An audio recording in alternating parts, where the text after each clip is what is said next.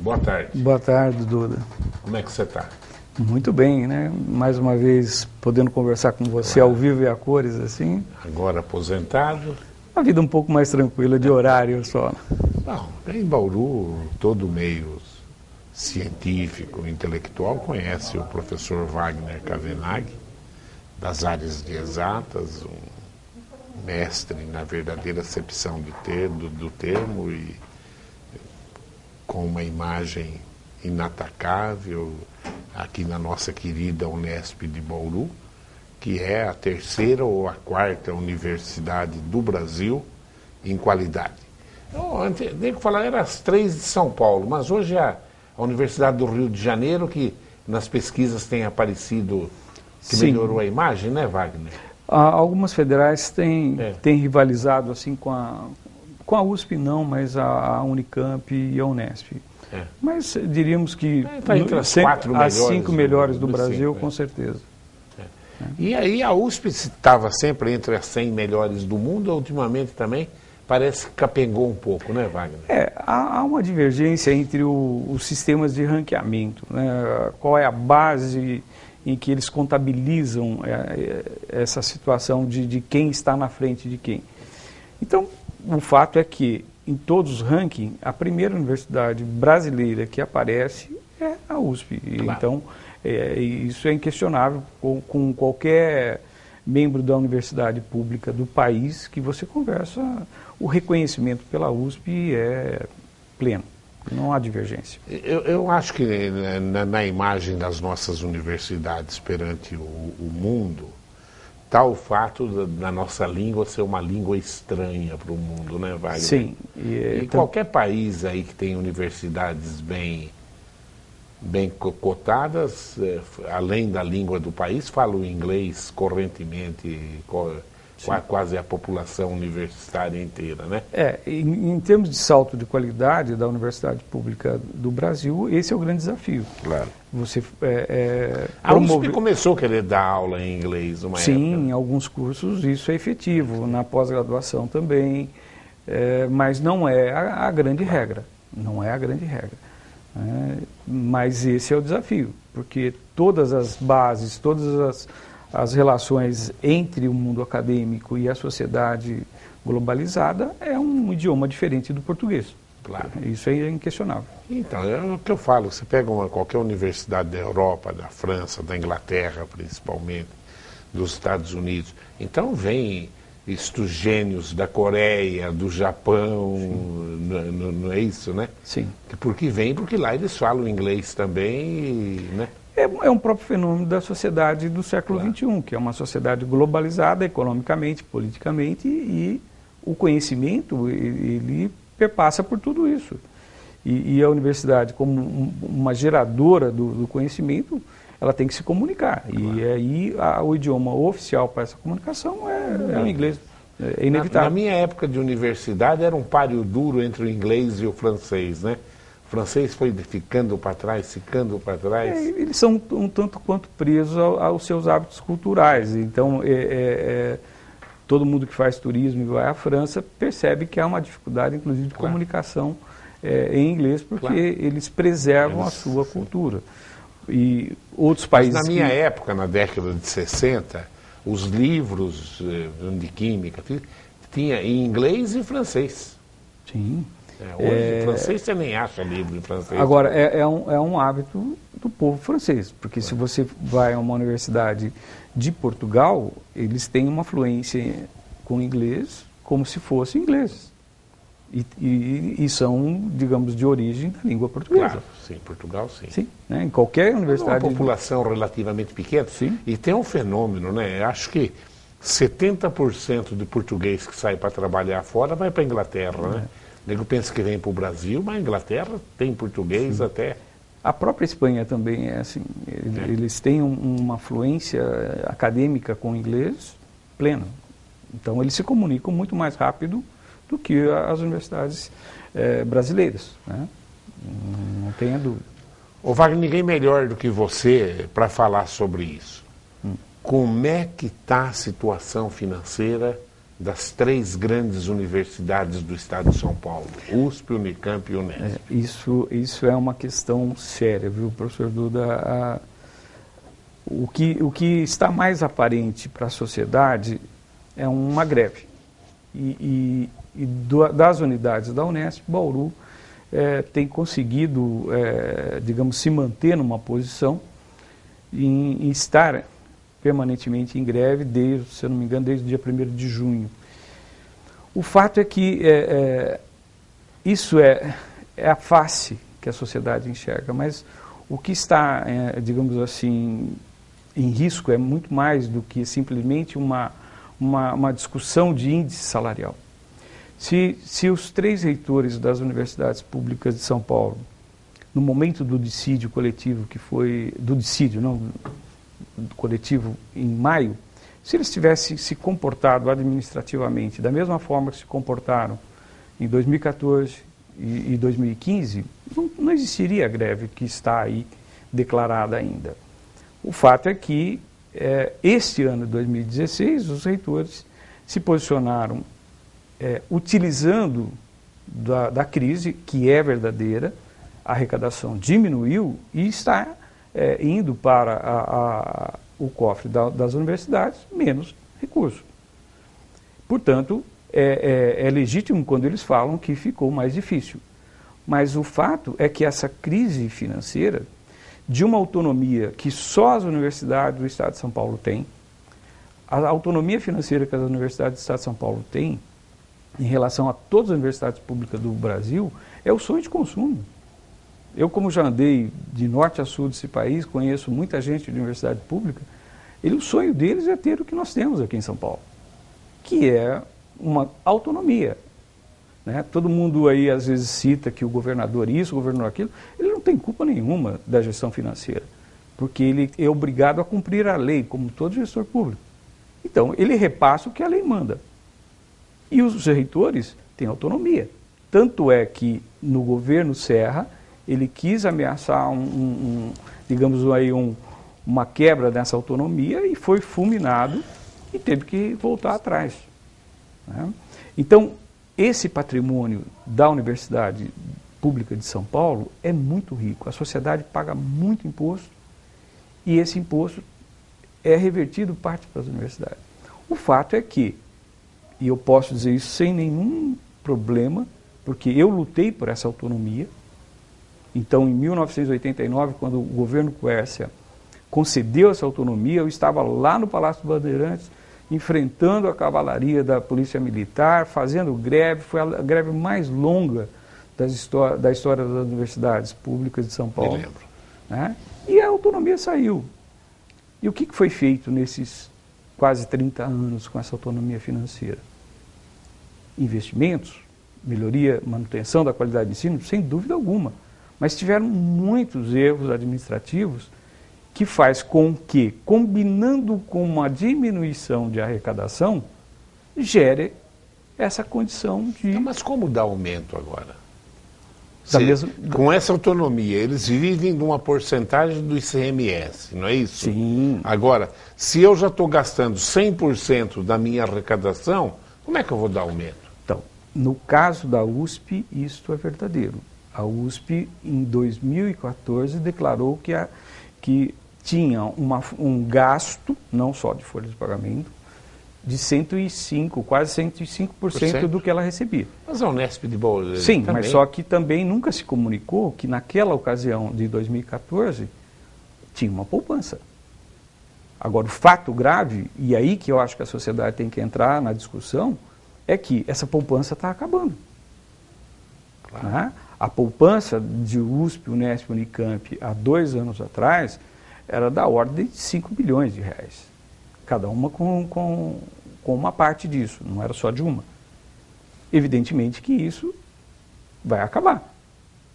Mas também, se não acontecer reformas estruturais, aí vai ficar mais grave.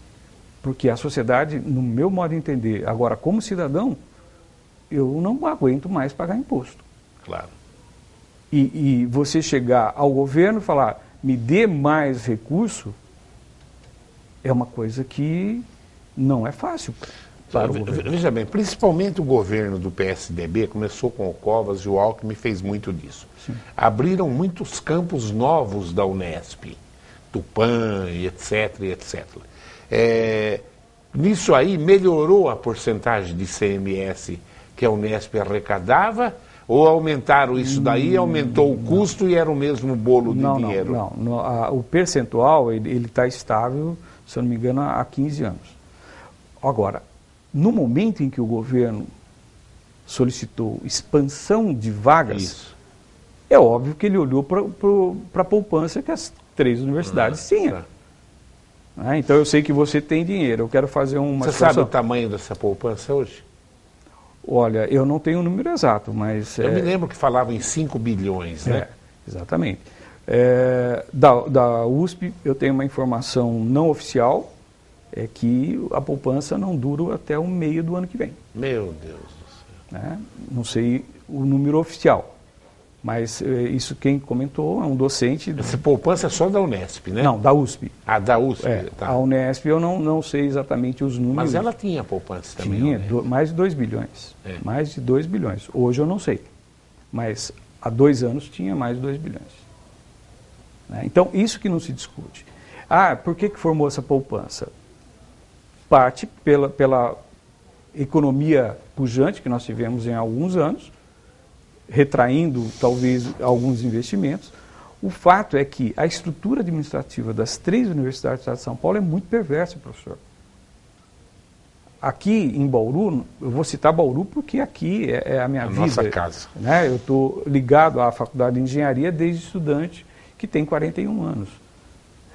O fato é que, com a encampação da Unesp, aqui nós quadruplicamos tudo. E nós éramos todos uma única estrutura.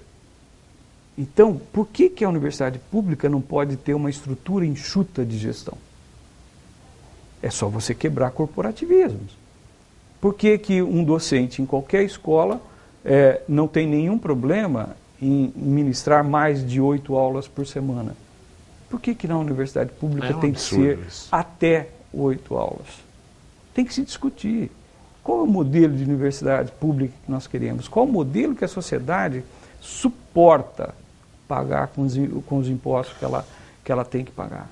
E fazendo pesquisas, inclusive, que não passam de pesquisas bibliográficas, né? Não, hoje existe a ditadura do paper. O que é o paper? É você produzir um artigo em inglês, publicado em revistas científicas do mundo.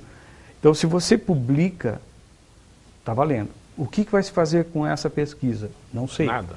Tanto é que se você pegar as universidades públicas, todas do Brasil, e medir o índice de patentes que são gerados com a pesquisa, a gente perde para qualquer universidade do hemisfério norte. Eu sei que para você é duro falar que você foi docente da Unesp, mas é muita gente ganhando dinheiro sem trabalhar, né, Wagner? Tem que ter coragem para falar isso, né? Tem um modelo que, dentro desse modelo, Duda, eu não saberia apontar se existe uma grande parte que não trabalha. É lógico, como tudo, tem pessoas mais dedicadas e menos dedicadas. Mas o campus de Bauru, que eu conheço, eu não posso dizer de outros, se tem gente com esse comportamento, é muito, mas muito exceção. Tá? É muita exceção. A Faculdade de Engenharia é muita exceção. Tá?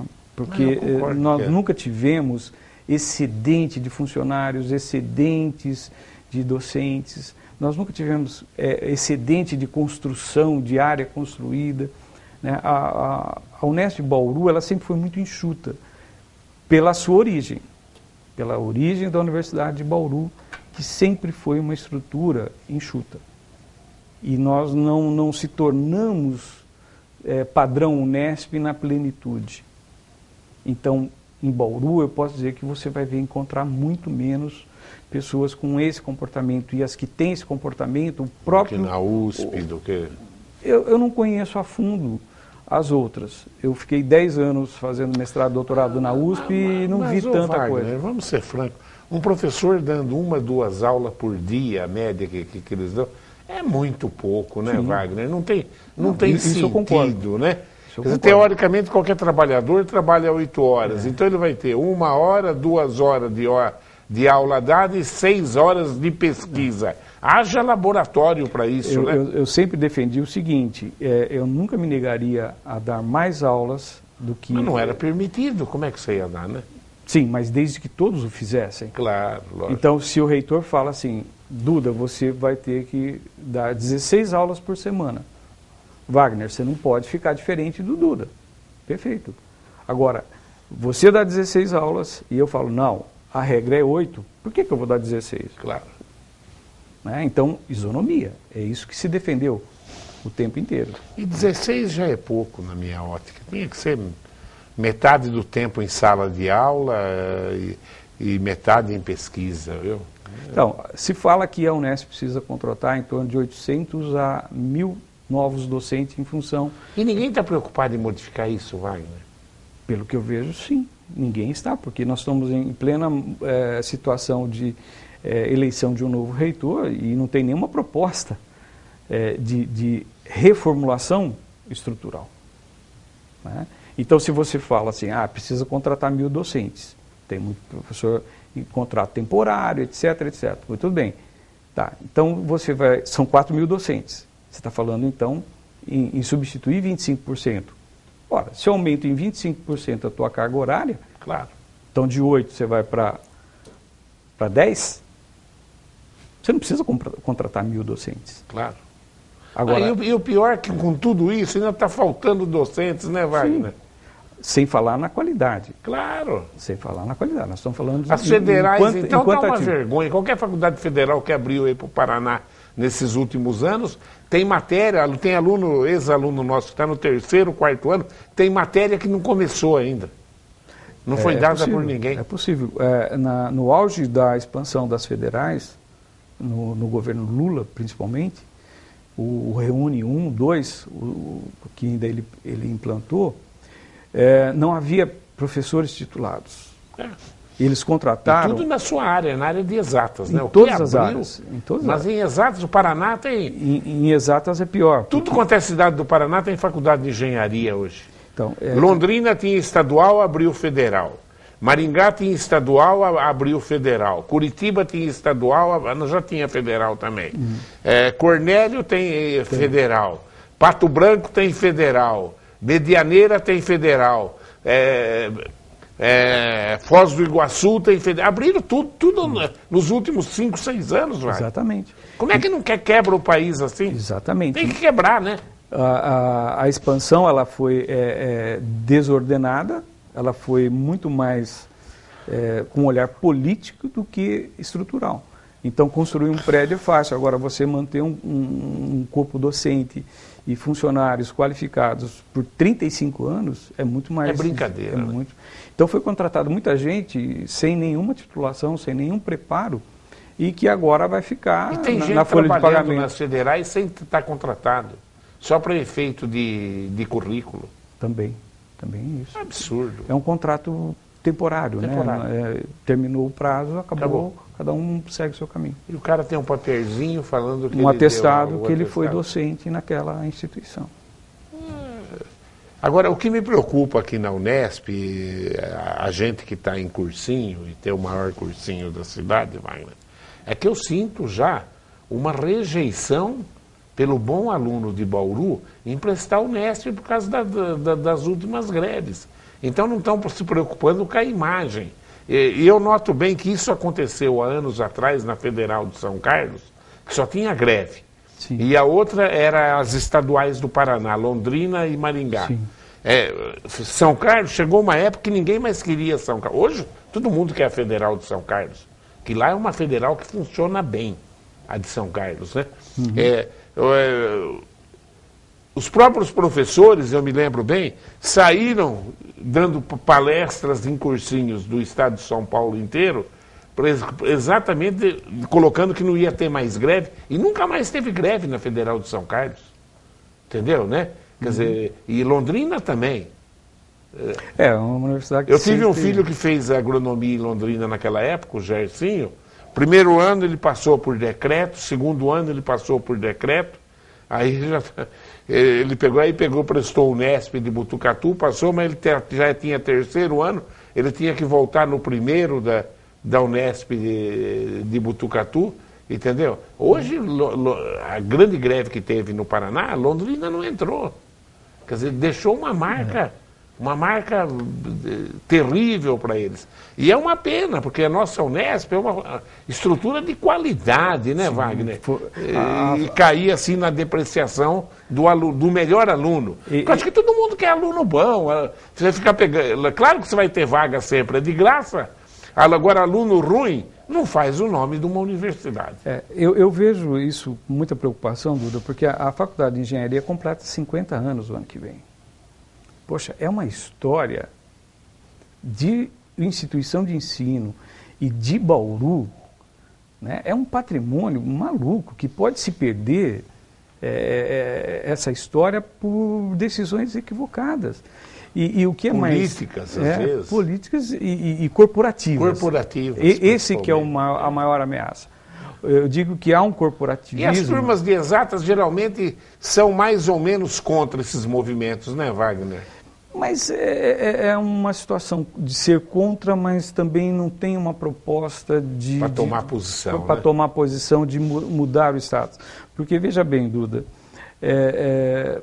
poxa vida, esse corporativismo de docente, funcionários e dos próprios estudantes, vem vindo uma situação muito preocupante no âmbito dos estudantes, que é o sistema de cotas, Duda. Claro. Porque não adianta você só deixar um local, um assento para o aluno. A infraestrutura que ele precisa de apoio é real. Ele precisa de moradia, ele precisa de alimentação, ele precisa de subsídio para comprar material. Claro. E na frente dele vai ter um docente que não está preparado para isso. Claro. Né? Então, vai criar mais tensões. A qualidade vai para as cucuia. Exatamente. Então, você vai ter que buscar um nivelamento. E é sabido, é só você conversar com as melhores empresas no momento de recrutamento, no momento que eles estão buscando os jovens no mercado, eu posso dizer isso pela engenharia, que o fato de ser egresso de uma universidade pública não é mais o decisor. Né? Eles vão querer saber exatamente o que o aluno tem de conhecimento, o quanto ele está preparado como ser humano, como cidadão e conhecedor daquele assunto que é o objeto da empresa o contratar. É dúvida. Se ele se ele está vindo de uma escola particular, de uma escola pequena ou uma grande escola, ele pode estar vindo dos Estados Unidos, das melhores universidades ranqueadas. Se ele não tiver preparado para... A iniciativa privada não absorve. É objetiva, ela não absorve. E isso eu percebo nos eventos que eu tenho participado, que há uma preocupação muito grande. E isso é que eu acho que a sociedade tem que discutir. Qual é o modelo de universidade pública que nós queremos? E quem vai financiar? E como vai ser financiado? Eu tive na Irlanda, na Universidade Trinity, na Irlanda, né? E a Irlanda é um país de primeiro mundo que vive só do seu ensino superior. A Irlanda é indústria de medicamentos e softs. Tá. É grande e país de primeiro mundo. Eu tive na Universidade Trinity. É verdade, a universidade foi fundada em 1600. Sim. Só para você ter uma ideia. Mas na história dela, ela já teve 8 professores ganhadores de prêmio Nobel. Você está entendendo, né? E esquema de aula puxadíssimo. Sim. Né?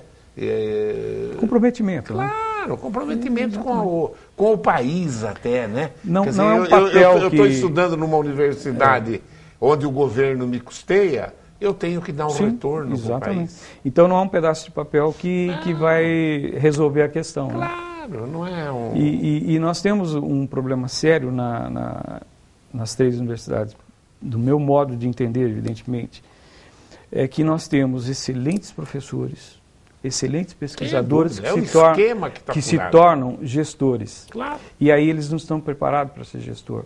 Se você for no seu colégio identificar o melhor professor que você tem lá, você pode afirmar que ele vai ser o melhor diretor do seu colégio? Pelo contrário. Cada um tem o seu estilo. tem a sua forma de ser competente e prestar relevante serviço. Não tem dúvida. Então, o que nós vimos nesses últimos anos na Unesp, pessoas academicamente sem nenhum retoque, excelentes professores, excelentes pesquisadores, mas quando sentaram na gestão, no cargo de gestor, eles não foram tão competentes. E aí é uma sucessão de fatos que leva a uma crise que está instalada aí. Escuta, mas aonde que chegou isso? Eu não sabia que já estava nisso. A última vez que eu me lembro, o professor podia dar no máximo 20 aulas. Já está em 8 só? Não, isso é o padrão das 3 universidades públicas. Mas quanto tempo faz isso que mudou isso? Há muito tempo. Há muito tempo? Há muito tempo. Há muito tempo. Mas, pois é, mas também faz muito tempo que eu parei de trabalhar, porque eu trabalhei na Odonto de Araçatuba, que era da Unesp, e trabalhei na Fundação de Bauru, não né? é 8. Mas antigamente era 20. Até 8. Até 8, Pode dar o duas, até 3, pode ser 2, pode mas ser 0. Mas não era 20 antes? Não. Esse é um padrão de... Na minha cabeça está Não, esse é um padrão das instituições privadas. Quem é contratado por 40 horas, normalmente nas instituições privadas, 20 horas sala de aula, 20 horas outras atividades. Que está muito importante, acho. Esse é o padrão no Brasil inteiro, não é só aqui em São Paulo, de escola privada. Vamos ver uma perguntinha? Vamos. Mariana, o que acontece com os professores que foram à greve? Lá na Unicamp apanhou. Percebi nessa greve que alguns professores furaram e alunos também, o que me deixa triste, pois isso perde a credibilidade da luta dos estudantes e professores. Esse é um assunto que gera sempre polêmica, porque eu entendo a união que deveria existir em torno de uma causa, né, que é justamente, eu acho que o sentido da pergunta. Mas o fato é que também tem a ala que diz o seguinte: poxa, eu tenho o meu direito de ir e vir. Quem quiser para pegar o diploma agora não vai pegar, então, vai atrasar 6 meses. Então, essa situação de um estar a favor, o outro estar furando, claro, é uma questão de atender os interesses individuais. Claro. Por quê? Porque a causa coletiva, ela não tem um contexto, né, claro, que faça assim, vamos lutar por esta causa. E a maioria é negligente, né? Umas minorias tomam as decisões geralmente, né, Wagner? Bom, a greve de 2014, que eu, digamos, tive mais envolvimento, essa eu não tive, porque eu já estava em licença-prêmio e depois acabei me aposentando. A de 2014, os estudantes declararam greve com 120 estudantes num campus que tem 6 mil. Absurdo. Né? Então, aí você percebe a omissão. Né? Eu sei que se você conversar com outros docentes da Unesp de Bauru, eles vão dizer que eu sou polêmico, que eu sou isso, eu sou aquilo. É verdade, mas eu nunca fui omisso. Claro. Eu sempre me posicionei, eu sempre me manifestei e nunca deixei de estar de uma causa coletiva que fosse nobre. Né? Tanto é que, como eu disse, quando foi para solicitar autonomia, eu me envolvi de corpo e alma, né? De pensamento, de ideias, e fui fisicamente aonde tinha que ir para defender isso. Né? E sempre foi assim, nos meus 32 anos de universidade. Eu nunca me omiti. Cobrando agora um papel de visionário do Wagner Cavenaghi. Para onde caminham as universidades públicas do Estado de São Paulo? Se não sofrerem uma reformulação estrutural, se não se repensar o papel do Estado, né, como provedor de uma universidade pública, eu temo, Duda, que nós caminhemos para a mesma situação do ensino fundamental. Eu fui egresso de escola pública, onde você, para ter uma educação fundamental e de ensino médio, você tinha que passar por uma escola pública. E eu conheço muita gente, inclusive a minha filha nunca estudou no fundamental e no ensino médio numa escola pública. Por quê? Porque não era o melhor. Claro. E eu temo que nesse caminhar, se não houver um repensar das 3 universidades, eu não estou dizendo da Unesp somente não, porque em alguns fatos eu considero a Unicamp mais grave, a estrutura que ela tem, porque aqui em Bauru a Faculdade de Engenharia tem 4 cursos, 4 departamentos. Se esses 4 cursos estivessem na Unicamp, seriam 4 faculdades. Então, cada curso é uma faculdade, é um instituto. Ou seja, e por trás de uma faculdade, um instituto, tem toda a estrutura. Claro. Né? Mais gente, mais cargos, mais custo. Claro. Então, se nós tivéssemos uma sociedade que não estivesse sobrecarregada no pagamento dos seus impostos, que ela estivesse assistida pelo Estado no transporte, na educação, na saúde, em todos os itens que é dever do Estado, então nós podemos dizer, não, o problema é só a universidade. Então, eu como cidadão, eu digo o seguinte, o governador, não dá para dar mais dinheiro para as universidades mesmo. E o transporte? E a saúde? Como é que fica? O engenheiro Eduardo Pegoraro, não sei se você conhece o Pegoraro. Grande amigo, grande contemporâneo da Faculdade de Engenharia.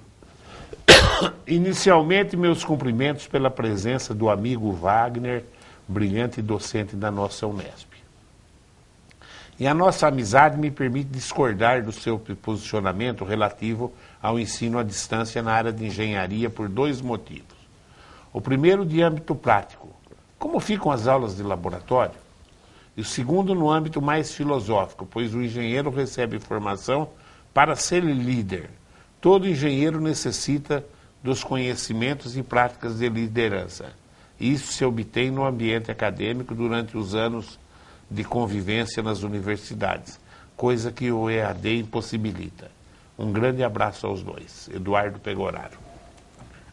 Pegoraro, o tempo passou, rapaz. A gente precisa entender que essa geração que está chegando na educação superior é muito diferente da nossa. Eu concordo com você que esse era o meu pensamento até eu ter mais contato. O fato é que a gente está com um modelo semipresencial. Então, a cada 2 semanas, os alunos têm que ir ao polo para atividades presenciais. Então, eles fazem os laboratórios, eles fazem toda a experimentação que o engenheiro tem que fazer no polo presencial. Então, não é só a distância. A questão da convivência, esse é um fato que, poxa, o Pegoraro é o meu amigo dedão, né? Então, quantas festas, quantas coisas nós não fizemos ao longo da nossa faculdade juntos. Então, isso realmente mudou, mas espera lá. E essa geração de hoje, que está conectada 24 horas por dia num smartphone, será que ela precisa desse ambiente de convivência? O convívio social mudou. Para minha necessidade, eu concordo com o Pegoraro. Eu não saberia viver sem encontrar os amigos, presencialmente. Principalmente, como a gente sempre fez, né, tomando uma cerveja, Claro. Né, e enquanto ele esteve à frente da Senag, eu ia quase que sempre lá nas sextas-feiras no happy hour. Por quê? Porque é uma característica da nossa geração. Então, esse é o grande desafio, Duda. Como fazer uma educação em engenharia de qualidade, tá, num modelo que não é do século XX? Porque eu tenho certeza que quando o Pegoraro formulou essa pergunta e esse questionamento, que eu não vejo nenhum problema no que ele está colocando, ele está com o paradigma do século XX. Claro. Então, se eu olhar para o século XX, eu não vou conseguir fazer o que eu tenho que fazer para o século XXI. É uma geração totalmente diferente. Então, ele vai me perguntar, e você sabe fazer isso? Não, mas vou aprender. Agora, o que eu não posso é negar. Esse é um fato. Esse é um fato. Então, é um avanço enorme que o Estado de São Paulo está fazendo em assumir uma universidade. Nós temos uma universidade pública só para isso. E até veiculou no domingo e ontem, em horário nobre, a manifestação do governo do Estado de São Paulo em assumir a Unesp como uma universidade de padrão, de qualidade, idêntico à USP, Unesp, Unicamp. Então, a proposta do governo do Estado é legítima e verdadeira. Cabe ao quê? Aos gestores da universidade, da Univesp, fazer com que isso seja verdadeiro. O governo fez a sua parte. Ele é provedor, ele é mantenedor de uma estrutura.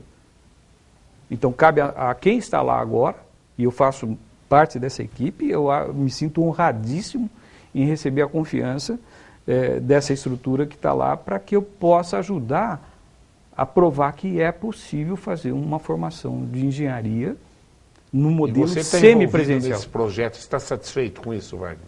Estou adorando, Duda. Eu estou me sentindo com 17 anos de novo, porque é um desconhecido, que eu não tenho todas as respostas. E o interessante, né, quando eu estou aprendendo as respostas, eles mudam as perguntas. Então, é um desafio todo dia. Né? Mas é ótimo, porque é o poder de você criar. Quem está na frente disso é mais o pessoal da Unesp ou tem da USP e da Unicamp? Também? Não. A estrutura permanente são 3 gestores. O presidente, que tem o status de reitor, que é o ex-reitor da Unicamp, o professor Vogt. O professor Valdomiro Loyola, que é o diretor acadêmico, que é ex-Unesp aqui de Bauru. E o professor Márcio, que é ex-Unicamp, e essa é a estrutura. Um reitor e 2 diretores. Entendi. É tudo que tem lá. Não tem excedente de pessoas. A Unesp, ao todo, tem 42 funcionários. E outra coisa, viu, Pegoraro, eu também fui contra, pensava exatamente como você. Hoje eu estou num transitório aí. No mundo inteiro emplacou isso, né?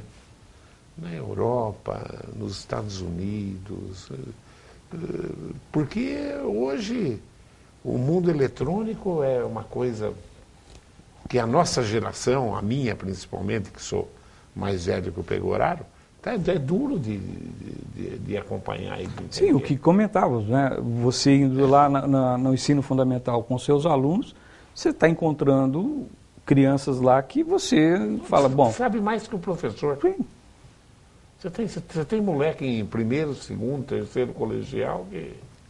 Não, você observa, crianças de 2, 3 anos pegam um smartphone, acha tudo, pega um tablet, acha tudo. Quer dizer, você não pode mais achar que as coisas funcionavam e agora vão funcionar. Verdade. Vamos ver outra perguntinha?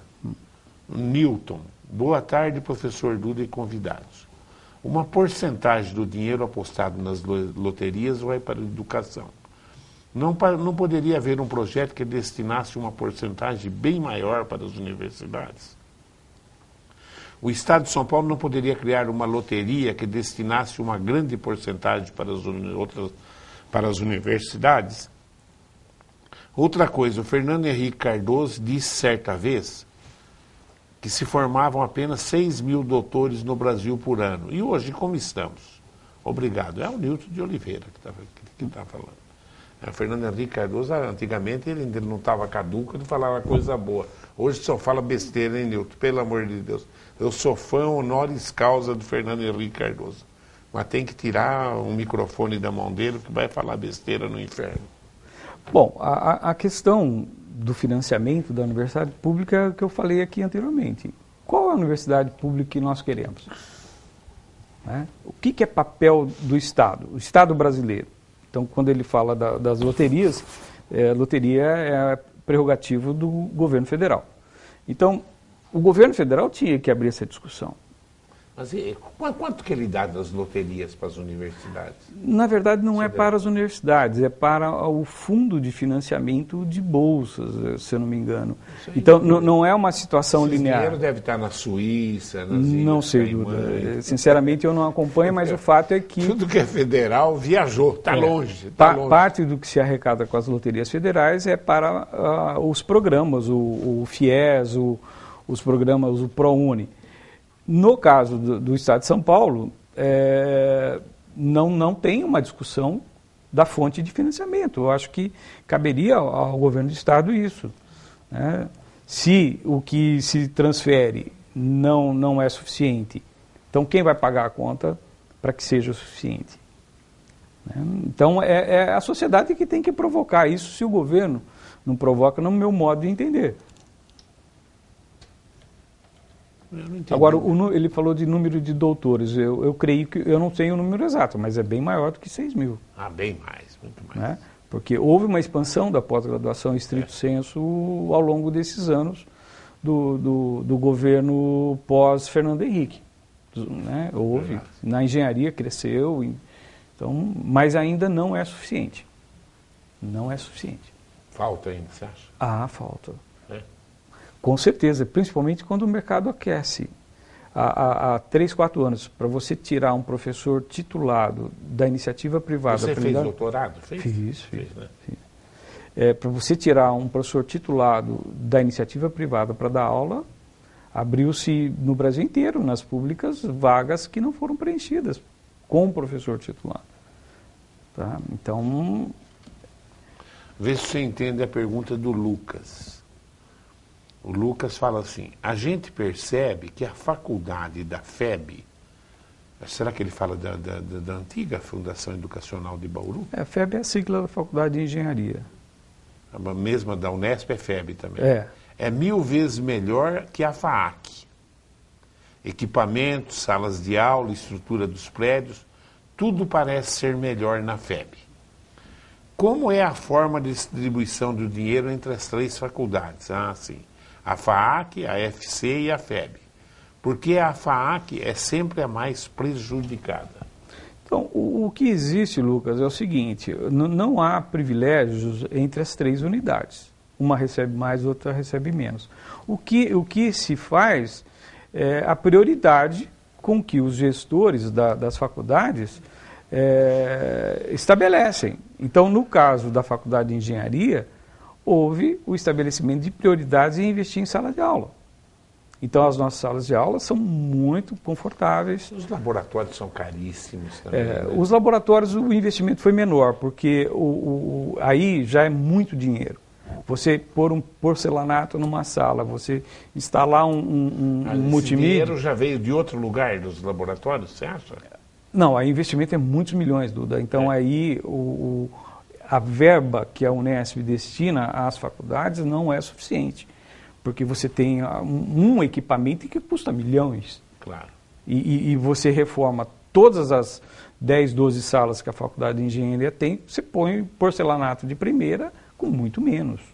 Com muito menos. Então, as nossas salas, elas ficaram confortáveis por essa situação. Se priorizou investir na qualidade da sala de aula.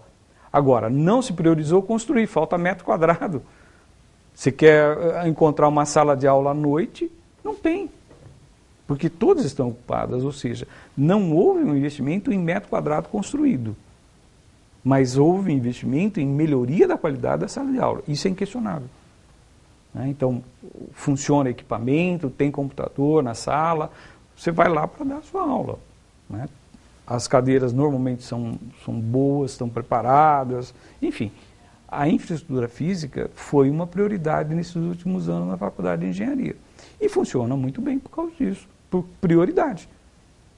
Nós temos uma bela engenharia em Bauru, né, Wagner? 50 anos praticamente de história, Duda. Então tem história. gerações. É interessante que eu cheguei a dar aula para filhos de colegas de faculdade da minha época, quer dizer, por isso que tem história. Tem que pensar muito nessas greves. No fim está destruindo um padrão até emocional muito grande. Sim, né? eu concordo. O fato, Duda, é que nós estamos, como tudo passa, a geração que criou tudo isso...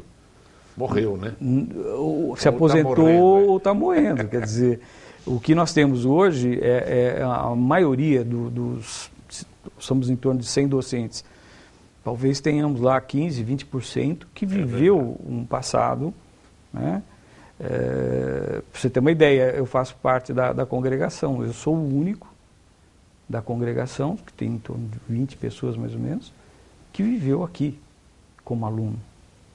O Wagner, mudando um pouquinho, eu tenho a impressão que você fez uma entrevista brilhante. Claro que é uma entrevista muito mais com um público selecionado, ligado à educação superior e etc. Mas, falando um pouquinho de país, como é que você vê essa crise? Eu acho que agosto está melhorando, embora os números não aparecem ainda, vão aparecer depois, eu sinto já mais um aparecimento de dinheiro. Agora, é fundamental que se defina o impeachment, quer positiva, quer negativamente, é o que vai acontecer, porque enquanto também esse presidente que está aí não tiver autonomia, também não vai fazer nada, né, Wagner? Não. Me preocupa, Duda, eu por natureza, eu sou otimista. Eu acho que a gente sempre pode e vai encontrar coisas e causas, né, que vai nos fazer bem e para a sociedade também. O que me preocupa é o sistema de sociedade que nós acabamos nos envolvendo. Me preocupa, mesmo passando essa questão do impeachment, e quando eu olho para o que está acontecendo em Bauru, não é muito diferente do país, quando você olha que tem 35 partidos políticos, absurdo, sem nenhuma ideologia cravada, os poucos que têm uma ideologia consistente, eles defendem o que não é possível ser defendido. Né? Então, esse esquerdismo, essa questão que o Estado tem que ser provedor de tudo, quando você tem um Estado falido. Né? Quando você tem uma situação financeira comprometedora.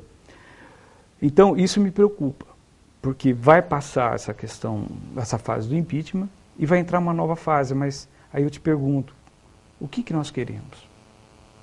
O que nós vamos cobrar de quem efetivamente assumir o país a partir de setembro, digamos que acabe no final de agosto? Então, aí que eu vejo que a sociedade está desarticulada. Né? E se eu olho para o que está acontecendo em Bauru, me assusta, porque não é muito diferente. Verdade. Essa coalizão, eu vi tanta gente mudando de partido aqui em Bauru, eu vi tanta gente isso. Extrema esquerda se unindo à extrema direita. Deu de tudo. E pouco eu ouvi o que nós queremos para Bauru. É verdade. Que Bauru que nós queremos. Hoje está começando as campanhas, até então, agora zero. Vamos ver se desta arrumação, que eu não chamo partidárias, porque, na verdade, na minha visão, se uniram em indivíduos com projetos muito mais de pessoais, poder e pessoal do que de um programa de atitudes. Então, vamos ver o que sai, né? E o que a sociedade vai ser contundente em cobrar dos dois que vão chegar ao segundo turno, como eles vão se comprometer. Ô Wagner, você que é engenheiro da área de exatas, né? Você imaginava uma corrupção de bilhões de dólares, 50 bilhão da Petrobras, mais 80 bilhão do BNDES, mas que coisa, Wagner. Nunca poderia imaginar, Duda, até porque... Eu sou formado em matemática e química, eu achei que eu nunca ia escrever esses números 50 bilhão, até para escrever. Até porque a minha vida foi sempre trabalhar, meu pai sempre me ensinou que eu só conseguiria as coisas trabalhando, então eu não conseguiria nunca fazer projeções que era possível. Ainda bem que a gente escreve 50 bilhão, 5 vezes 10 a nona, né? Não, eu nunca perdi tempo em imaginar que isso poderia acontecer no Brasil. Que loucura. Eu me lembro, na minha cabeça, na minha vida, a história de corrupção, para mim, começou com Adhemar de Barros, lá atrás. Sim. Que ele disse que deu um Chevrolet para cada... para os partidários dele em cada cidade. Você nem lembra disso, que você não era nem nascido. O escândalo dos Chevrolet ficou ligado, né? Então, a gente estava acostumado a roubar dinheiro para campanha, né? Fazer caixa de campanha. Mas roubar para pôr na Suíça... O Maluf está condenado por causa de 30 milhões, né? Ficou um ladrão vagabundo. Ficou amador perto disso. Um ladrão vagabundo. O fato é que a corrupção ou o desvio do senso de ser servidor público sempre existiu. Mas eu acho que de uma forma sistêmica, estruturada, ao ponto da maior empreiteira do Brasil ter um sistema de gestão exclusivamente, é assustador isso. Absurdo. É assustador, quer dizer.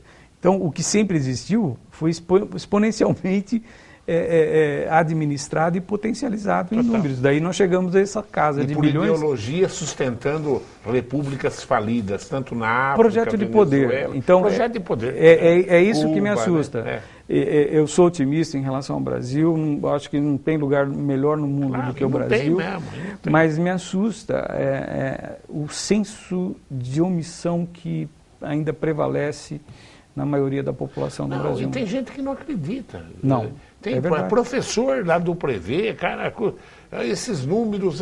Ontem eu entrevistei um deputado do PT aqui, o Lula injustiçado. Tem gente que acredita. Sim, concordo. Que acredita. Não, isso não existe. Cada um de nós conhece pelo menos uma pessoa que tem saudade do Brizola, que tem saudade do Lula, que tem isso, que não acredita que a Dilma realmente é golpe. Então não... Wagner, eu acho que você deu uma entrevista brilhante, se necessário, conforme a repercussão que eu senti, eu chamo você de volta. À sua disposição, Duda. Às vezes até com alguém ligado aos movimentos da Unesp junto. O que você gostaria de colocar mais para o nosso telespectador que você acha que ainda não ficou? O que eu gostaria de deixar como recado é que Bauru tem uma faculdade, tem um campus da Unesp, que é o maior da universidade, que a sociedade participasse mais, que conversasse com seus representantes, com a direção do campus, que, enfim, buscasse a identidade que se quer para o campus de Bauru dentro da estrutura. Isso ajudaria muito.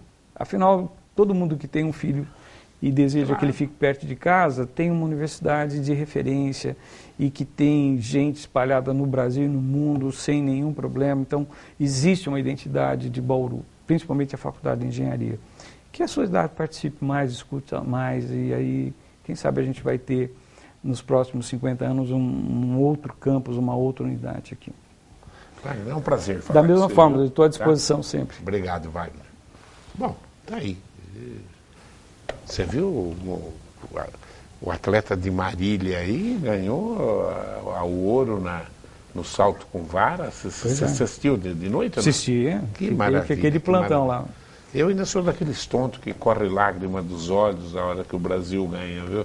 Não, aquela nadadora me emocionou ontem, a hora que ela recebeu a notícia que ela não estava em quarto lugar, que ela ganhou a medalha. O depoimento dela foi assim, né, de uma perseverança, de ter almejado aquilo, né, o esforço que ela deve ter tido nesses últimos anos, foi fantástico, é admirável mesmo.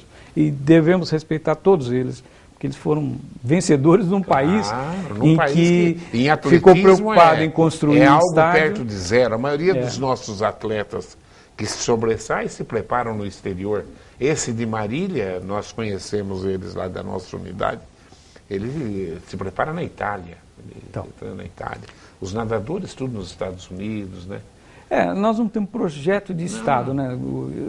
Vai sempre pela paixão e pela emoção. Poucos clubes realmente, talvez seja né? isso. Pinheiros, mas é uma minoria. E talvez seja por isso que o Brasil é maior do que tudo isso, né? Então essa crise vai passar, essa corrupção não vai ser extinta. Rico nós já sabemos que nós somos, né? Então. Porque roubar 50 bilhão não é fácil, hein, Wagner?